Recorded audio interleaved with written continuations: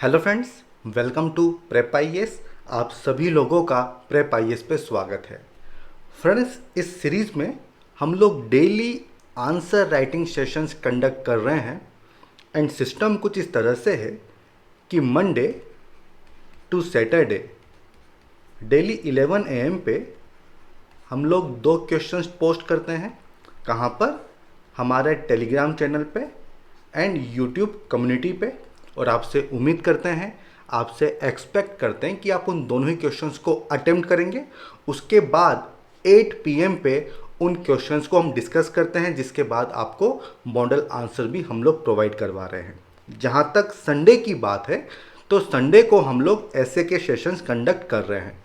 अब ये जो क्वेश्चंस आप अटेम्प्ट कर रहे हैं, इनको आप सबमिट कर सकते हैं पीयर इवेल्युएशन के लिए। कहाँ पर? हमारा टेलीग्राम चैनल है प्रेप आईएएस पीयर इवेल्युएशन, और इस चैनल का लिंक आपको इस वीडियो के डिस्क्रिप्शन बॉक्स में भी मिल जाएगा। आज के सेशन में हमने 2 क्वेश्चन लिए हैं एंड ये दोनों ही क्वेश्चन GS2 से बिलोंग करते हैं। एक क्वेश्चन पॉलिटी से है और दूसरा क्वेश्चन हमने लिया है IR से।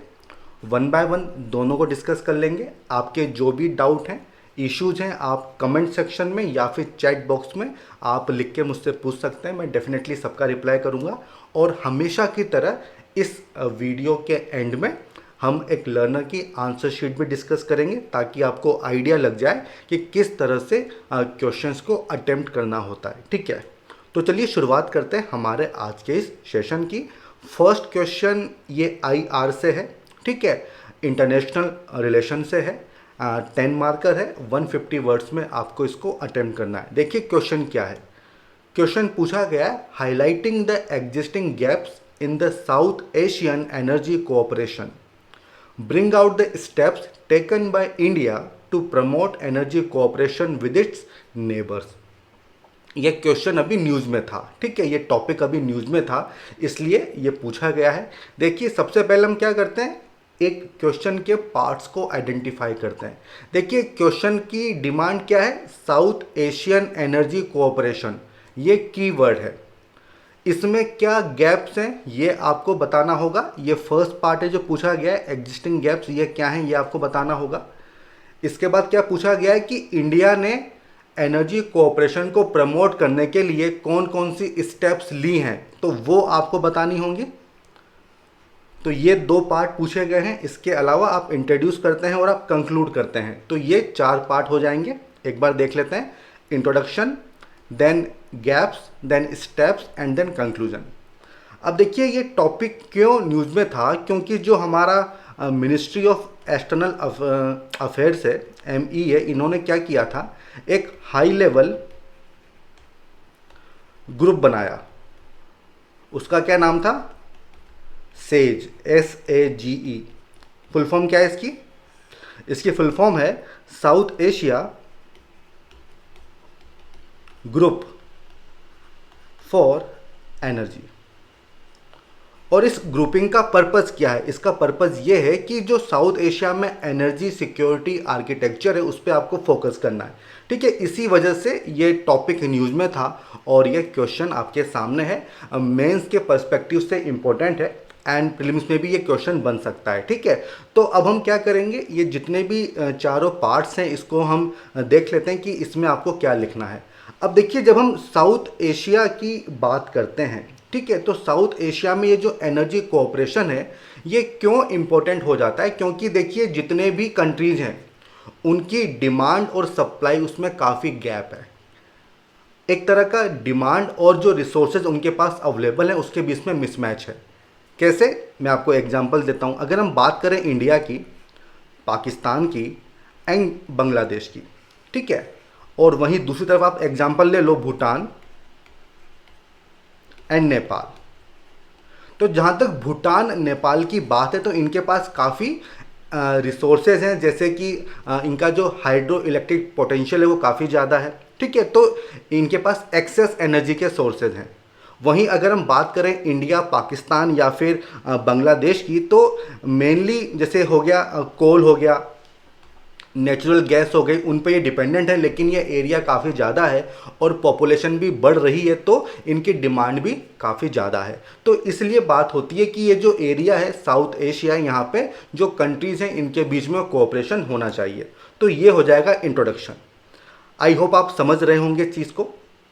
अब नेक्स्ट पार्ट क्या है कि इसमें गैप्स क्या हैं। तो देखिए गैप्स इसमें क्या है वो एक बार देख लेते हैं। देखिए काफ़ी सारे गैप्स हैं। Number one is resources constraint.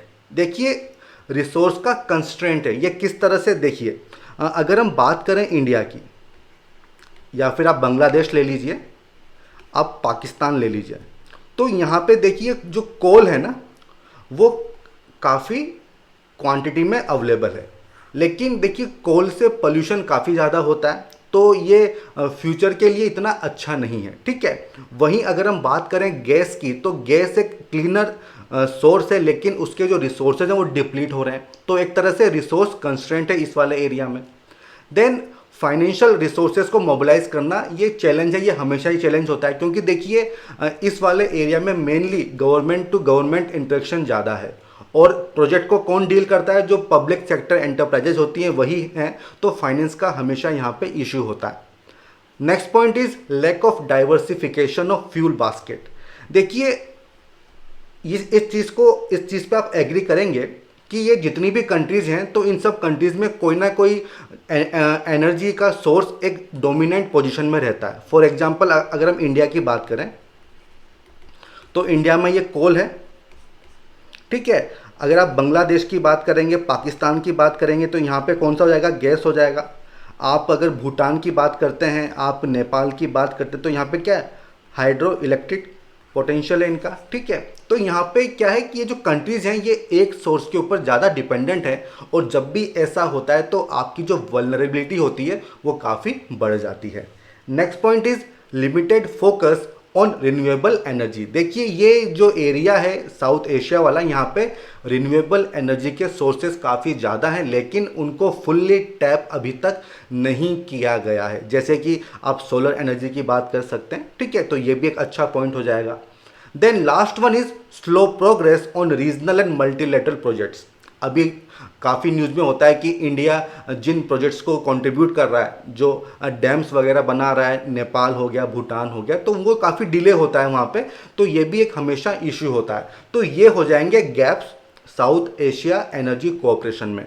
तो ये है की डिमांड जो हमने एड्रेस कर दी है। इसके बाद क्या पूछा गया है कि इंडिया ने क्या स्टेप्स लिए हैं। तो देखिए ये पूरा फैक्चुअल है अब, ठीक है, ये चीज़ आपको याद होनी चाहिए। तो देखिए इंडिया ने ये जो डिफरेंट कंट्रीज़ हैं इनके साथ एमओयूज़ वगैरह साइन किए हैं। India technical and financial assist भी कर रहा है, तो वो चीज़ आपको यहाँ पे मेंशन करनी होगी। जैसे इंडिया भूटान के बीच में क्या कोऑपरेशन है, बांग्लादेश के साथ क्या कोऑपरेशन है, नेपाल के साथ क्या कोऑपरेशन है, तो ये चीज़ आपको यहाँ पे मेंशन करनी होगी। एंड क्योंकि ये टॉपिक न्यूज़ में है तो आप इसको मिस नहीं कर सकते हैं। जहाँ तक इंडिया भूटान की बात है, तो इंडिया ने technical and financial assistance provide की है भूटान में हाइड्रो पावर के डेवलपमेंट के लिए, ठीक है। और भूटान जो है वो इंडिया को पावर एक्सपोर्ट भी करता है। जहाँ तक इंडिया बांग्लादेश की बात है, तो यहाँ पर भी एमओयू साइन हो रखा है। नेपाल में तो काफ़ी सारे हाइड्रो इलेक्ट्रिक प्रोजेक्ट्स हैं जो इंडिया उसमें कंट्रीब्यूट कर रहा है, ठीक है। देन आप एलएनजी की भी बात कर सकते हो, एंड काफ़ी सारे ग्रुपिंग्स भी हैं, जैसे कि सेज इनिशिएटिव हो गया, south Asia regional initiative for energy integration. तो ये सब फैक्चुअल है, इसमें समझाने का ऐसा कुछ है नहीं, ठीक है। तो ये चीज़ आपको याद रखनी होगी।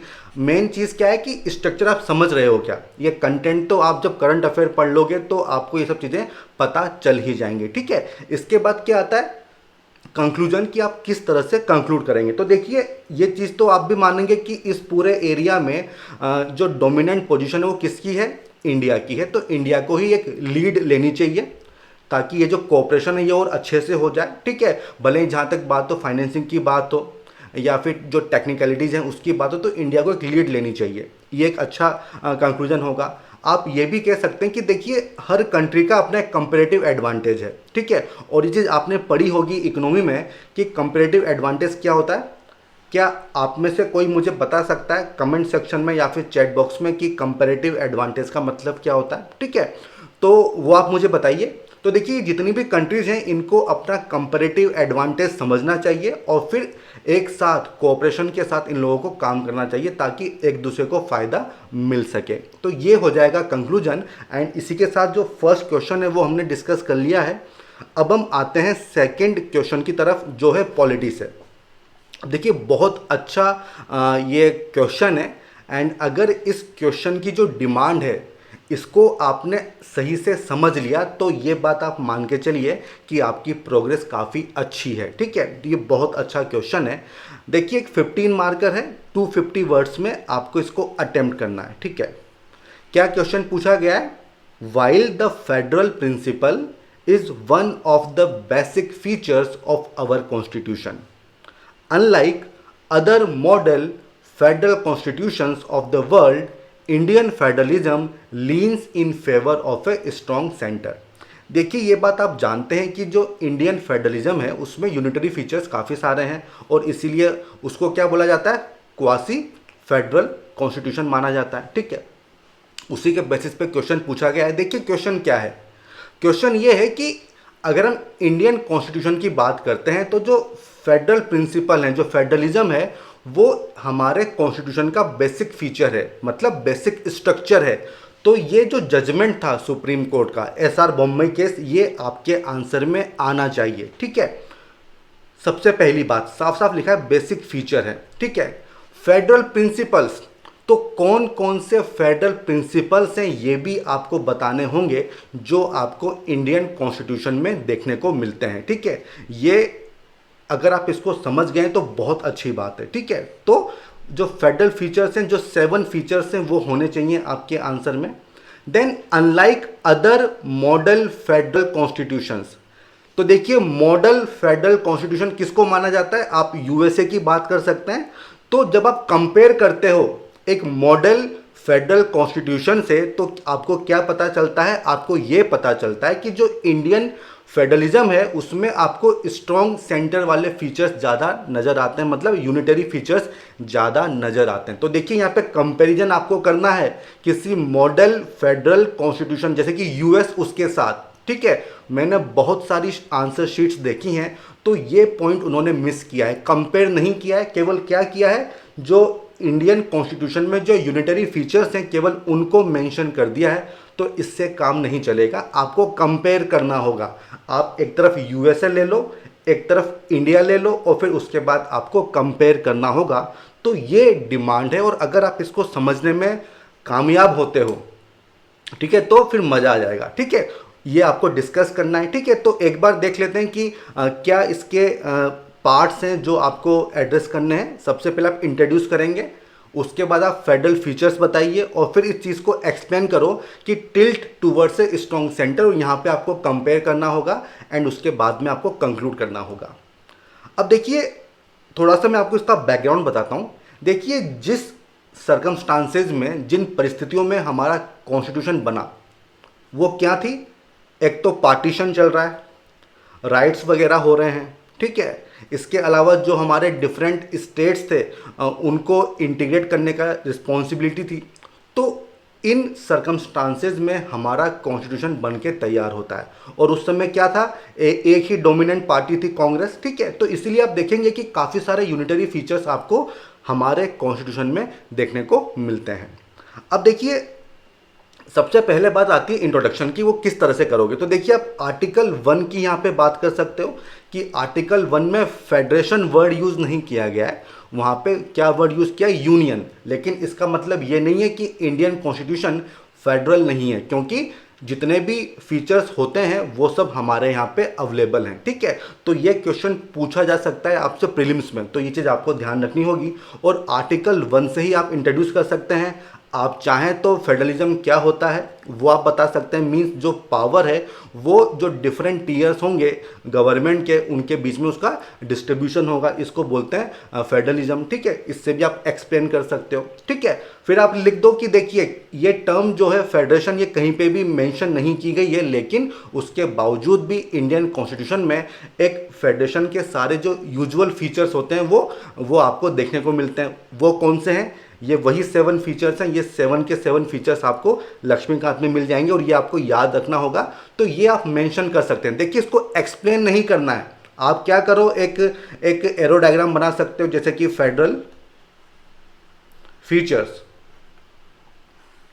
और फिर ये जो 7 है इनको आप यहाँ पे ऐसे लिख दीजिए। इससे क्या होगा, आपका टाइम भी बचेगा और थोड़ा सा दिखने में अच्छा भी लगेगा। ठीक है, इसके बाद देखिए क्या बोला गया है कि ये बेसिक फीचर है, तो फिर आपको लिखना होगा कि एसआर बॉम्बे केस 1994 के केस में सुप्रीम कोर्ट ने कहा था कि फेडरलिज्म इंडियन कॉन्स्टिट्यूशन का बेसिक स्ट्रक्चर है। तो ये चीज़ आनी चाहिए आपके आंसर में। ठीक है, इसीलिए देखिए मैंने कहा था कि ये क्वेश्चन बहुत अच्छा क्वेश्चन है। अगर इसकी डिमांड को आपने समझ लिया ना, इसका मतलब आप क्वेश्चन को समझने लग गए हो। ठीक है, इतना अच्छा ये क्वेश्चन है। अब देखिए इसके बाद क्या पूछा गया है कि टिल्ट। तो देखिए जब हम बात करते हैं इंडियन कॉन्स्टिट्यूशन की, तो ऐसा कहा जाता है कि जो कैनेडियन मॉडल है उसका काफ़ी इन्फ्लुएंस देखने को मिलता है। वहाँ पर भी आपको स्ट्रॉन्ग सेंटर देखने को मिलता है, federation with a strong centre. अब इस चीज़ को आपको एक्सप्लेन करना होगा, और जब आप एक्सप्लेन करोगे तो आपको कंपेयर करना होगा किसी मॉडल फेडरेशन के साथ, जैसे कि यूएसए।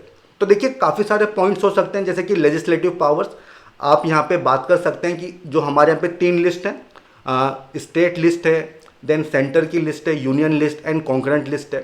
तो देखिए हमारे यहाँ पे क्या है कि जो यूनियन है, यूनियन लिस्ट पे तो उसका रोल है ही सही, लेकिन वो कॉन्करेंट पे भी उसका रोल है, और कुछ सिचुएशंस ऐसी आती हैं जहाँ पे स्टेट लिस्ट पे भी वो रूल्स वगैरह बना सकता है, लॉ बना सकता है। ठीक है, तो वो चीज़ आप यहाँ पे लिख सकते हो। अगर हम बात करते हैं यूएसए की, तो वहाँ पे ऐसा पॉसिबल नहीं है, वहाँ पे इंक्रोचमेंट नहीं होता है। ठीक है, देन आप बात कर सकते हो रेजिडोरी पावर्स की। तो इंडिया में ये पावर्स पार्लियामेंट के पास हैं, जबकि यूएसए में ये पावर्स स्टेट के पास में है। तो ये डिफरेंस आप यहाँ पे दिखा सकते हैं लेजिस्लेटिव पावर्स का। देन सेकंड आता है फाइनेंशियल पावर्स। देखिए हमारे यहाँ पे स्टेट्स के पास काफ़ी कम रिसोर्सेज हैं जहाँ तक फाइनेंस की बात है, और वो डिपेंड करते हैं सेंटर पे, जबकि यूएसए में ऐसा नहीं है, वहाँ पे स्टेट सोवरेन है। ठीक है, और केवल वही पावर सेंटर के पास है जो कि कॉन्स्टिट्यूशन में दी गई है। तो ये भी एक डिफरेंस हो जाएगा, और इससे पता चलता है कि किस तरह से स्ट्रॉन्ग सेंटर की बात हो रही है। देन थर्ड पॉइंट क्या हो जाएगा, सिंगल कॉन्स्टिट्यूशन एंड सिटीजनशिप। जहाँ तक इंडिया की बात है, तो इंडिया में आपको single citizenship and single constitution देखने को मिलता है, जबकि यूएसए में ऐसा नहीं है। वहाँ पे डुअल सिटीजनशिप है, वहाँ पे सेंटर और स्टेट इनके अलग अलग कॉन्स्टिट्यूशन है। वो चीज़ आप यहाँ पे मेंशन कर सकते हैं। और क्या होगा, इमरजेंसी प्रोविजंस। देखिए इंडिया में इमरजेंसी के टाइम पे जो हमारा फेडरल कैरेक्टर है वो यूनिटरी में कन्वर्ट हो जाता है, जबकि यूएसए में काफ़ी डिफरेंसेस आपको देखने को मिलेंगे। वहाँ पे जब इमरजेंसी लगाई जाती है तो लेजिस्लेचर की पावर्स पे या फिर राइट्स पे ज़्यादा कुछ फ़र्क पड़ता नहीं है। ठीक है, केवल वहाँ पे हेबियस कॉर्पस की जो रिट होती है वो सस्पेंड हो जाती है। लेकिन इंडिया में अगर हम देखें तो काफ़ी कुछ चेंजेस आपको देखने को मिलता है, फेडरल से यूनिटरी हमारा सिस्टम बन जाता है। Next point is governor. देखिए गवर्नर हमारे यहाँ पे तो अपॉइंट होते हैं प्रेसिडेंट के द्वारा, और उसके प्लेजर पे डिपेंड करता है सब कुछ, जबकि यूएसए में ऐसा नहीं है। वहाँ पे वोटिंग होती है, पॉपुलर वोटिंग होती है, उसके बाद उनका इलेक्शन मतलब उनका अपॉइंटमेंट होता है। ठीक है, नेक्स्ट वन क्या हो जाएगा, कॉन्स्टिट्यूशनल अमेंडमेंट। देखिए हमारे यहाँ पे स्टेट्स का रोल नहीं है कॉन्स्टिट्यूशनल अमेंडमेंट में, वो इनिशिएट नहीं कर सकते हैं, जबकि यूएसए में ऐसा नहीं है, वहाँ पे स्टेट्स कर सकते हैं। तो ये सब पॉइंट्स है जो आपको यहाँ पे लिखने होंगे। इसके अलावा भी बहुत सारे पॉइंट्स हैं जो आप यहाँ पे मेंशन कर सकते हो, बट आपको ध्यान क्या देना होगा कि आपको कंपेयर करना होगा किसी मॉडल फेडरल कॉन्स्टिट्यूशन के साथ में। अब देखिए जैसा कि मैंने आपको बताया था कि ये जो फीचर्स हैं ये क्यों रखे गए थे, क्योंकि जिन सिचुएशन में, जिन सर्कमस्टांसेस में हमारा कॉन्स्टिट्यूशन बन के तैयार हुआ वो कुछ अलग थी। वहाँ पे क्या चीज़ करनी थी, हमको यूनिटी इंटीग्रिटी को मेंटेन करना था। ठीक है, इसलिए इस तरह के फीचर्स डाले गए थे, ये आप यहाँ पे मेंशन कर सकते हो। ठीक है, और आप ये भी लिख सकते हो कि अगर हम प्रेजेंट टाइम की बात करें तो इंडियन कॉन्स्टिट्यूशन जो है वो एक फाइन एग्जाम्पल है कोऑपरेटिव फेडरलिज्म का।